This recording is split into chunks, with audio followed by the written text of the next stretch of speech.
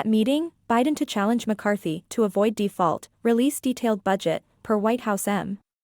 President Joe Biden is expected to pose 2 questions to House Speaker Kevin McCarthy during a Wednesday meeting, and will challenge him to commit to avoiding a catastrophic default and unveil a specific, detailed and comprehensive budget, according to a White House memo obtained first by ABC News. The highly anticipated meeting comes amid an ongoing standoff over the debt limit.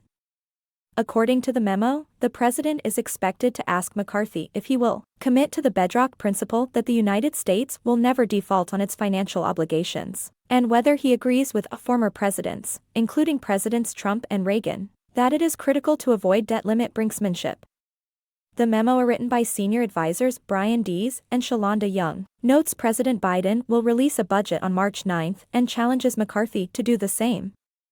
It is essential that Speaker McCarthy likewise commit to releasing a budget, so that the American people can see how House Republicans plan to reduce the deficit, whether through Social Security cuts, cuts to Medicare, Medicaid, and Affordable Care Act, ACA, health coverage, and/or cuts to research, education, and public safety, as well as how much their budget will add to the deficit with tax cuts for the wealthiest Americans and large corporations, as in their first bill this year. McCarthy responded to the memo in a statement on Tuesday, writing, "Mr. President, I received your staff's memo. I'm not interested in political games. I'm coming to negotiate for the American people."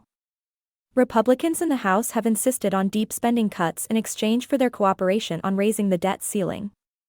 The Republican Study Committee, which represents the largest group of Republicans in the House, previously called for revisions to Social Security and Medicare, including raising the age for Medicare to 67, and Social Security to the age of 70 for younger workers.